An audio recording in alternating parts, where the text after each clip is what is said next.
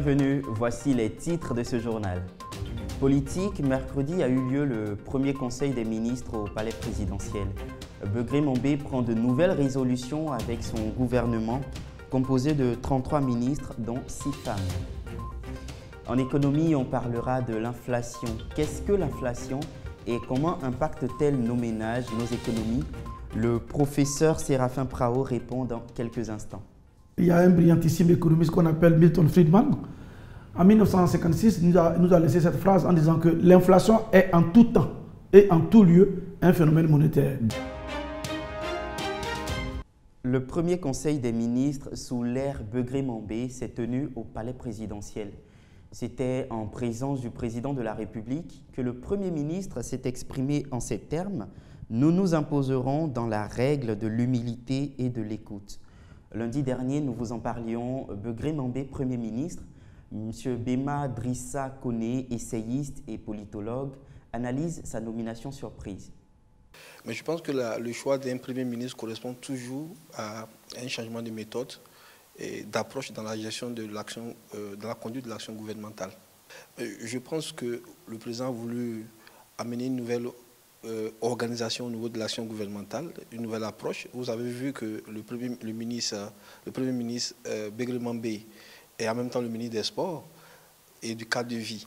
Ça veut dire que le président tient à cœur l'organisation de la Coupe d'Afrique des Nations, qui est une grande vitrine qui doit permettre à la Côte d'Ivoire d'atteindre le rayonnement des grandes nations. Alors, donc, à un type spécifique, homme de mission. Bema Drissa Koné est politologue, essayiste et auteur d'un essai « Côte d'Ivoire, les années perdues » publié chez l'Harmattan. Alors, quelles sont les attentes des Ivoiriens de ce nouveau gouvernement? Nous les avons rencontrés. Tous ceux qui ont été nommés, sincèrement, nous souffrons, la population souffre. Tout est cher. Un exemple simple, nous qui sommes parents d'élèves, aujourd'hui, quand ils vont dans les écoles privées, tout a été augmenté plus de 80%. Mais où on va? Ce n'est pas possible. Maintenant, si lui, il a été nommé et qu'il peut nous arranger en tant que les parents, en tant que les habitants de Côte d'Ivoire, moi, ça ne me gêne pas qu'il fasse son travail, c'est tout, parce que ça ne va pas. Mais dans un premier temps, ce que je peux demander à Begré Mombé, la cherté de la vie, aujourd'hui, c'est difficile pour les citoyens ivoiriens que nous sommes. On n'arrive même plus à joindre les deux bouts.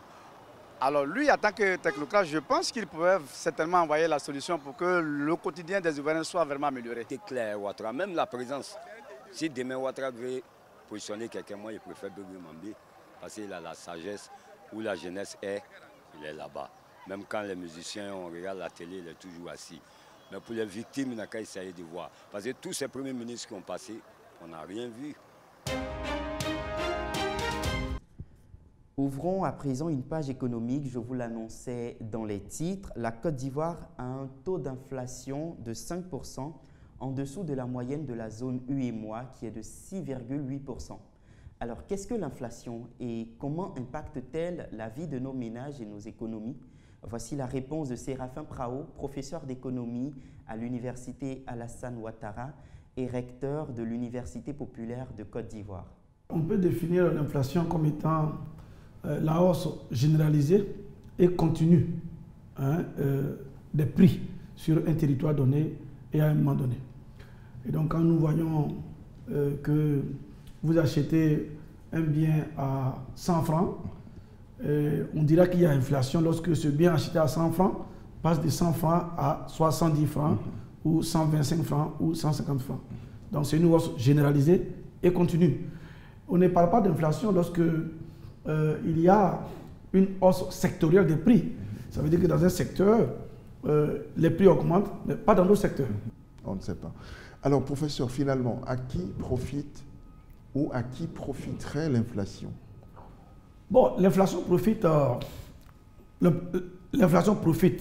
et l'inflation dérange à la fois. L'inflation arrange le débiteur, mais dérange le créditeur. Et l'inflation aussi érode le pouvoir d'achat de presque tout le monde, érode. Parce que vous soyez débiteur ou pas débiteur, quand vous enlevez votre argent, vous voyez, ce que vous pouvez payer avec les X francs n'ont pas la même valeur. Au niveau des entreprises, l'inflation arrange et dérange. L'inflation arrange effectivement ceux qui sont structurellement endettés. Parce que vous savez, au niveau, quand vous êtes chef d'entreprise, quand vous faites un emprunt à la banque, ne regardez pas le taux nominal, regardez bien le taux réel. Le taux d'intérêt réel, c'est le taux d'intérêt nominal moins le taux d'inflation anticipé. Donc quand le taux d'inflation augmente, le taux d'intérêt réel baisse. Donc quand vous êtes dans une situation inflationniste, le poids de l'endettement baisse pour le chef d'entreprise. Notre magazine, l'invité de l'économie, sera diffusé vendredi à 17h. C'est la fin de ce journal. Merci de l'avoir suivi. À demain.